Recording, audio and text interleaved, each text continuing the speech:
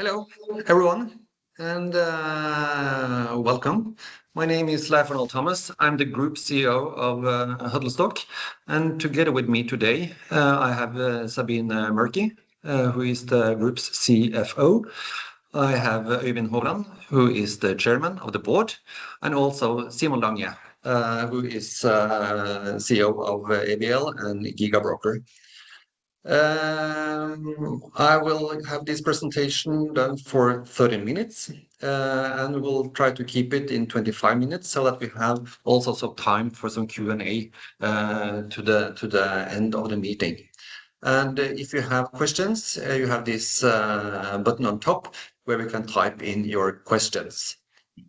So with that said, let's start.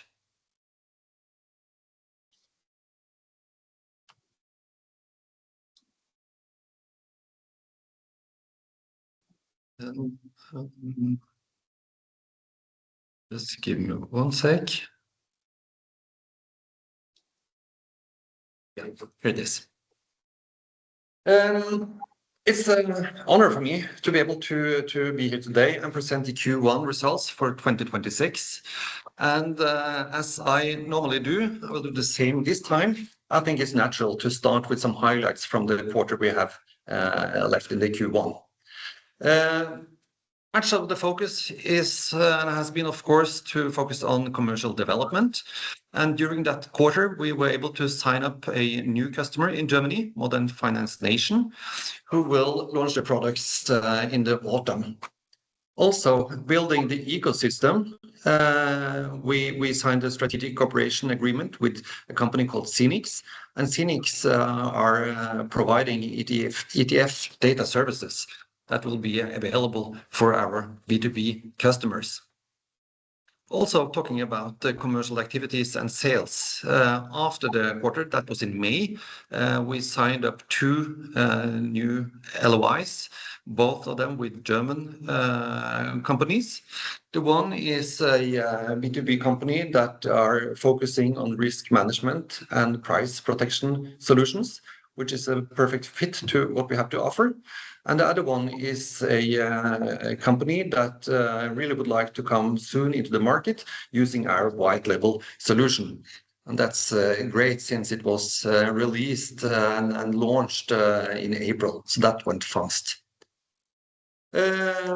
Also, we are working with all our eco partners, and we did have a coordinated market communication with the dev experts in the quarter, which also is an example of how we are using the ecosystem and our partners to attract new customers and get also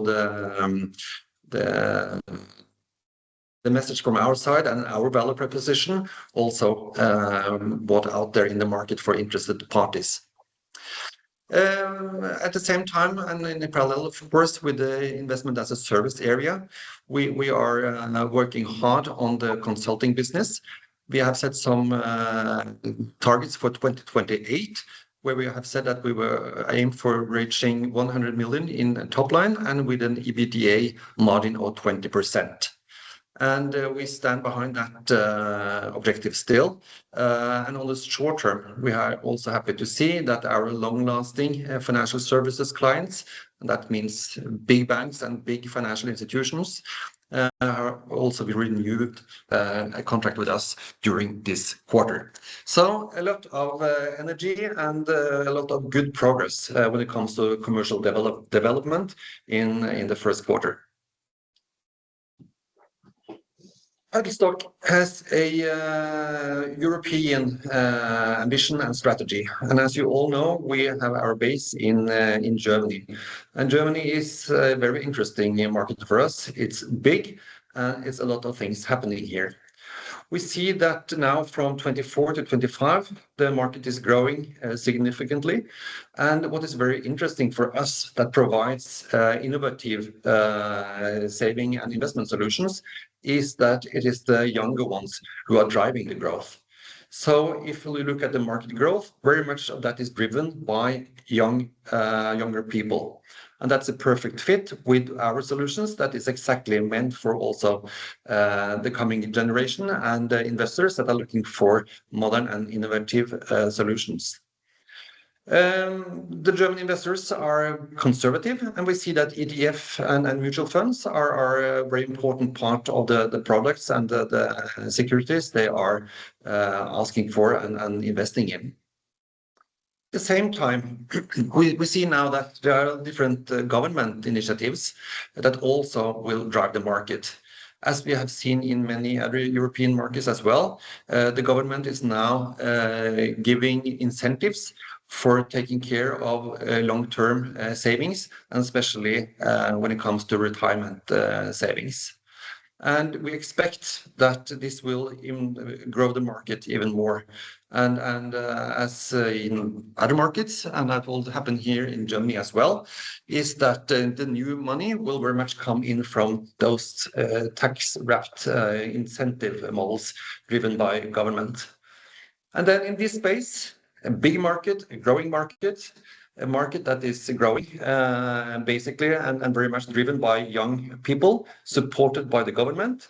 We find ourselves in a very good place with our white label solution that can meet demand for a solution that is possible to provide to the end investors. So this is the background where we are. We have a platform, and it's built around our license we have to offer services. We connect our ecosystem partners together with our license, and together we can provide a solution to our B2B customers, meaning that they are not, it's not necessary for them to invest heavily in systems, to apply for their own license, etc., etc. They can just come to us and have everything in place, and we will organize everything for them. So in that sake, we will be the middle of the spill net with our services, and we are attractive, and we see that also from the ecosystem partners that they perceive and see Huddlestock as an interesting partner, because we can also make their products and services available for the customers. So this is a platform we are very happy to work around, and we see that there are strong incentives from all sides here to go it further. And that's also why how it is enlarged from the time to time when I presented. And as you can see here on the right-hand side, we have now put into these 2 new signed LOIs as potential new B2B customers. So it grows.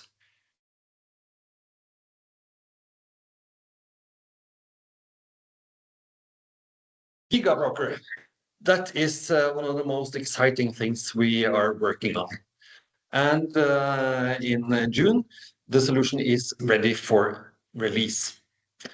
And that is a big milestone for us, because that means that the solution is then moving from a test environment to a live environment. And that is a shift where also all the responsibilities from our side is valid, because then we are moving from test information, test use cases until real assets and real money. Doing that, we will, of course, then start to extend the user groups, and at some point we'll gradually start also the launch phase. We are extremely proud of the platform. I must say that. I'm extremely proud of the platform. But with a platform with a lot of capabilities, it is also very, very important to have full control. This is a complex solution, and it's very important that when we go into a live environment, everything from technology, user experience, products, information from information providers, tax, etc., must work well together and make orderly. And that is what will happen from June, is that in a live environment and a full control, we'll start then to make sure that everything here are working fine. But that is a big milestone for us, and demonstrates also how we are moving forward, but with full control. Remember that we have the license and are under supervision from the German BaFin, and it is important for all parties here that everything is worked smoothly. So, with that said, perhaps I can ask you, Simon, to share a few of your perspectives. Do you hear me? Yes. Yes. Okay. Thank you very much, Live. I'm Simon, the CEO of Giga and AVL. I would like to briefly provide an update from Giga's perspective regarding the joint project with Huddlestock. Over the past months, it has become increasingly clear to everyone involved that we are not building a traditional app or standalone brokerage solution. Together, we are establishing a modern European investment infrastructure with significant regulatory, technological, and operational complexity. Projects of this scale naturally require strong foundations, close coordination, and careful execution. Like many others involved, we would of course have preferred a move even faster in certain areas. However, from Giga's perspective, it has been extremely important to build the platform correctly from the beginning, together with Huddlestock and all involved partners. Our shared ambition is not simply to launch quickly, but to establish a stable, scalable, and strategically important platform with long-term potential. As the project continues to mature, the strategic value of the partnership becomes increasingly clear to us. For Giga, one of the most attractive aspects is gaining early access to a modern European investment architecture that combines regulated brokerage infrastructure, custody, and over time, also new opportunities with digital and tokenized assets. We believe this combination creates a highly compelling offering initially for the German market, but also with significant potential beyond Germany over time. At the same time, I fully understand that investors are eager to see progress and commercialization. Parts of our own family are already invested in Huddlestock as well, so we naturally follow the development closely ourselves and understand both the expectations and the level of engagement from the investors community. Live, Robert, the CEO of Huddlestock Germany, and I remain in close and continuous dialogue with a strong shared focus on strengthening the collaboration, optimizing the processes, and continuously increasing execution speed across the project. Over the coming months, we expect to move through a controlled rollout phase, including selected user onboarding, live operational testing, feedback collection, and final product adjustments. From Giga's current perspective, we are planning for a broader commercial market launch during September. We are very excited about the next phase of the project, but most importantly, we look forward to building a successful long-term business together with Huddlestock and creating strong results for both company and their shareholders. Thank you really much. I hand over to you, Live, back. Thank you very much, Simon, for sharing these thoughts with us. Okay, let's continue. In the Q4 reporting in February, we said that we were going to launch our white label solution in April, and so we did. We were doing that in combination with the so-called 5B conference in Berlin in mid of April, and it's therefore very Good to see. I'm very, very proud of that, actually, that already now in May, we have the first LOI signed with a customer on that solution. Of course, it needs to turn out to a final agreement, but it's a strong signal about that our value proposition and our product in the market is something that is well received and is something that the market wants. As I started to say in the summary of the Q1, we are working on the commercial side and in different channels. And that is from the LinkedIn and web and social media area. It's of course about the personal networks from colleagues here in Germany. We are working through our ecosystem partners. And of course, the participation of different conferences is important as well. What is interesting, and I would just like to share it, is that we have our ID or the typical main customer for our white label solution. But what we see when we talk to potential customers, we can see that the product is also usable for other areas.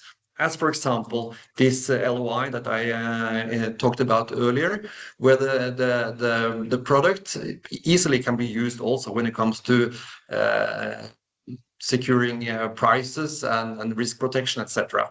Then it's just about to use other instruments in the solution. And we also experience that the barriers to come into this market are high, and especially then on the regulatory side, but also when it comes to time. And this market is moving fast. So to be able to use our solutions without all the time to apply for a license and the cost that comes with that, we feel that we are in a good position.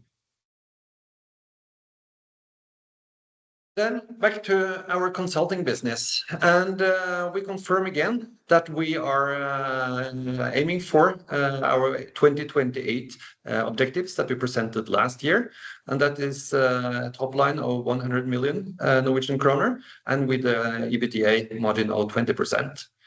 We see and we work structurally with the sales, both on the short-term sales, with the more typical consulting business, but now also with the Visicon Cloud solution, where we take more responsibility for the deliveries and larger contracts, more long-term contracts. That is where we need to succeed in order to reach our goals.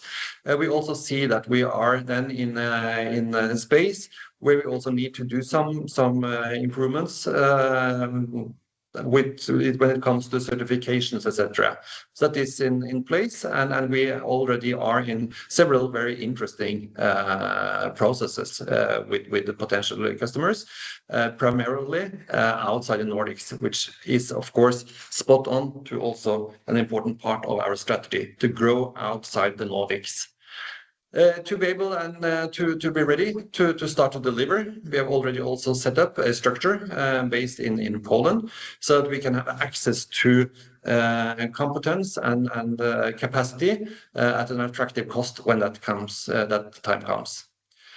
Visicon is over the years especially been focused on a system called Calypso, but also when it comes to the latest hirings, it has been important for us to make sure that we also have competence on other large and well-known third-party treasury systems. So we are moving out of and preparing out of the Nordics.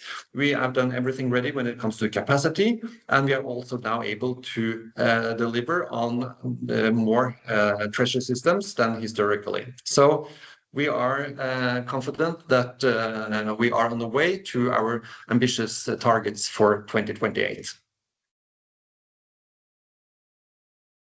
Then, Sabine, I will give the word to you. Yes, thank you, Leif Arnold. Just making my camera work and the microphone. Well, yes, we've now left 2025. That has been a transitional year and had, as we all remember, a lot of different impacts on the reported figures. So now looking at the figures, we can actually fully compare the first quarter in 26 to the last quarter in 25. And because already in the last quarter in 25, there were none of the divested units included any longer. And if we look at that, at the revenue, the 11 million were completely in line with the last, both quarters were in line with each other, and the revenue here consists mainly of Visigon. When it comes to the cost side, we've now approached a more normalized and stable level. We have decreased both personnel and other operating costs by 3 million compared between the quarters. And by that, we actually end up with an EBITDA that has improved by more than 30%. Going forward, we expect further cost reductions that will affect especially other operating expenses. And when we look at the non-operating items, so the depreciation at the net financial items, we now see also a leaner cost base after we've reached a normalized level following the transactions from last year. So all in all, we can now see that we are definitely moving to a more sustainable cost base. Okay, I think we can go on to the cash slide on. Thank you. The cash flow development in the first quarter. We started the quarter with 4.6 million in cash, as you can see here. And the cash burn from operations was still mainly driven by group functions and our EIS division in Germany. So that means by the investment in the expansion of the EIS business. The investment activities are now down to a non-material level and completely in line with our asset-light model. When it comes to the net financing cash flows, they reflect here the net borrowing on our loan facility in the period, so during the first quarter. And at quarter end, actually, we secured an additional facility of 10 million in order to strengthen our liquidity going forward. And this gave us a total of almost 14 million in available liquidity reserves now entering the second quarter. Thank you. Okay, thank you, Sabine. Then, so to sum up and look forward, we are working hard and continuously on the commercial expansion in Europe. Of course, the most important right now is to work closely together with Giga and our other partners in that project to make sure that we have a successful release in June, and then gradually can start the launch phase. We will continue with working on sales activities along the different areas I have mentioned, and we have still the ambition to make the business area in the EIS area cash positive within late 2026. On the consulting area, we will continue to work along the lines and the strategy to reach the target of 2028, which we confirm we are still aiming for, and we have good processes on that. And what is important from the consulting business is then to have new customers outside the Nordics, because they are both normally larger, but also that represents a new market for us. So we will continue to do whatever we can to improve utilization and be active in the market to improve even more interest and be coming into sales processes, and of course to utilize our resources as good as possible at the same time. So that's the most important for me to say when we look forward. And with that said, we have come to the Q&A session. The ones that will be able or not able, but will be here to answer questions is myself, Sabine, and Øyvind. So now I'll stop the sharing of the presentation and ask you, Sabine or Øyvind, if there has come in some questions here. I can actually not see any questions so far.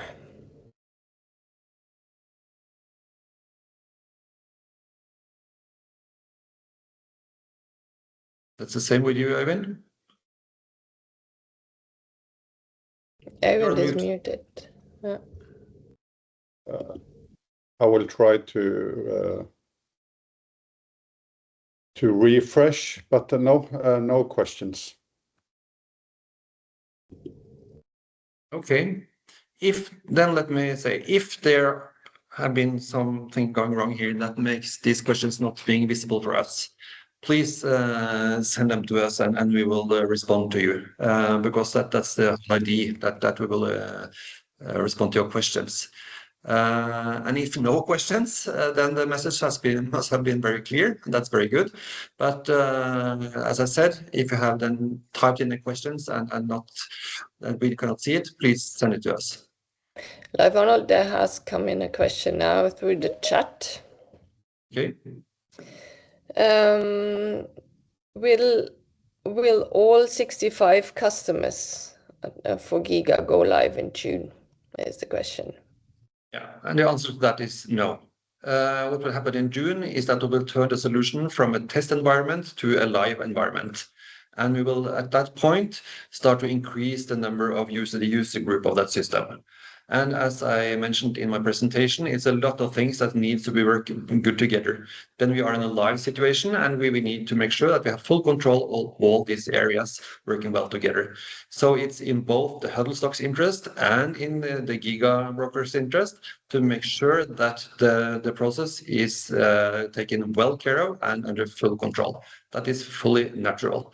And then from that point, we will gradually move to a launch phase. And then, as Simon said, they plan them to have a full public launch phase in September. But the launch will happen gradually. And also just to make it clear, these 65,000 customers of AVL, they will be introduced and we'll do marketing upon them to use the app and the new system. But they will not be onboarded, everybody. That is not how it will be.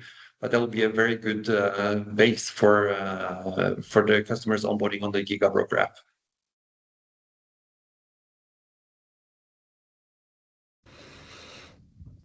No more questions so far, Leif Arnold.